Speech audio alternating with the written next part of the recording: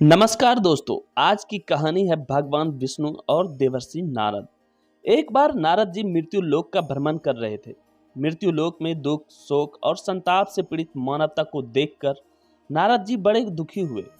वहां से नारद जी सीधे विष्णु लोक पहुंचे और भगवान विष्णु से बोले, प्रभु, मृत्यु लोक पर बहुत दुख, शोक और संताप है।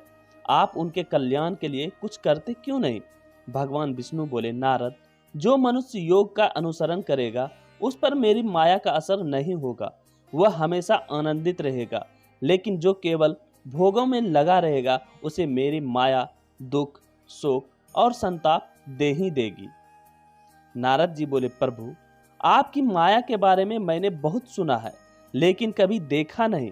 कृपा करके आप मुझे अपनी माया दिखाएंगे? भगवान विष्णु बोले, नारद, तुम तो हमेशा मुझ में विचरण करते हो, इसलिए मेरी माया तुम पर असर नहीं कर सकती। इसलिए तुम माया को देखने की जिद छोड़ दो। लेकिन नारद जी नहीं माने और अपनी जिद पर डटे रहे।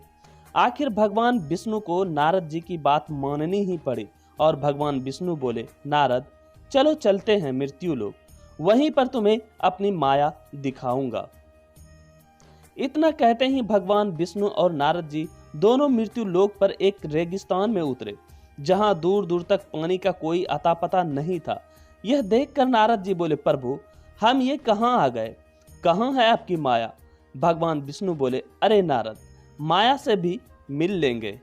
फिलहाल प्यास के मारे मेरा गला सूखा जा रहा है। अब मुझसे थोड़ा भी नहीं चला जा रहा है। कहीं थोड़ा बहुत पानी मिले तो ला दो, तब तक मैं यहीं बैठकर विश्राम करूंगा। प्रभु को प्यास लगी थी, पानी तो लाना ही था। यह सोचकर नारद जी पानी की तलाश में रेगिस्तान में निकल पड़े। चलते चलते वह एक नदी पर पहुंचे। नारद जी कमंडलू में पानी भरने ही वाले थे कि उन्हें विचार आया कि स्नान करके ही प्रभु के लिए पानी ले जाना चाहिए। यह सोचकर नारद जी ने नदी में छलांग लगा दी। जैसे ही नारद जी नदी में छलांग लगाकर निकले, बाहर का नजारा कुछ और ही था। जैसे ही नारद जी अपना कमंडल लेने के लिए आगे बढ़े, उनके कमंडल की जगह एक सुंदर युवती खड़ी थी। वह युवती इतनी सुंदर थी कि उसी क्षण वह नारद जी के हृदय में बस गई। नारद जी ने सारी बातें भूलकर उसके सामने शादी का प्रस्ताव रख दिया।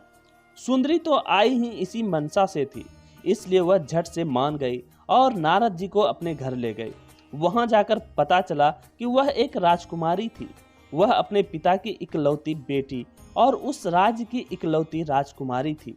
राजा ने अपनी पुत्री के स्वयं वरित पति से उसका विवाह करवा के उसे ही उस राज्य का उत्तराधिकारी घोषित कर दिया। अब तो सम्राट बनकर नारद जी के दिन बड़े ही आराम से बीतने लगे। ऐसे ही दिन पर दिन बीतते गए और महाराज की परम सुंदरी महारानी ने 2 पुत्र रत्नों को जन्म दिया। सम्राट बने नारद जी अपने राजकुमारों को देखकर खुशी से फूले नहीं समाते थे। तभी अकस्मात एक दिन नदी में बाढ़ आ गई। पूरा राज्य तहस नहस हो गया। विशाल अट्टालिकाएं धूल में मिल गए और कई दबकर मर गए तो कई डूबकर मर गए। किसी तरह नारद जी ने अपने परिजनों को बचाया। वह अपनी बीबी और पुत्रों को एक नाव में बिठाकर सुरक्षित स्थान पर ले जाना चाहते थे, लेकिन तभी नदी में एक और तूफान आया। नाव उलट गई। दोनों बच्चों को तो नारद जी ने पकड़ लिया, किंतु महारानी बह गई।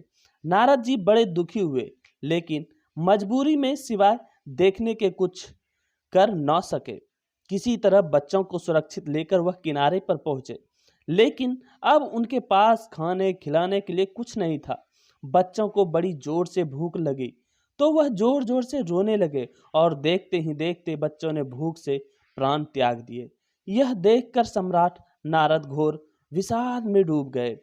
तब अकेले पड़ गए नारद जी ने जीने का कोई सहारा न देख स्वयं के प्राणों का अंत करने की सोची और नदी में छलांग लगा दी। तभी नदी के बाहर बैठे भगवान विष्णु बोले, अरे नारद, मैं वहां तुम्हारी प्रतीक्षा कर रहा था और तुम यहाँ स्नान कर रहे हो।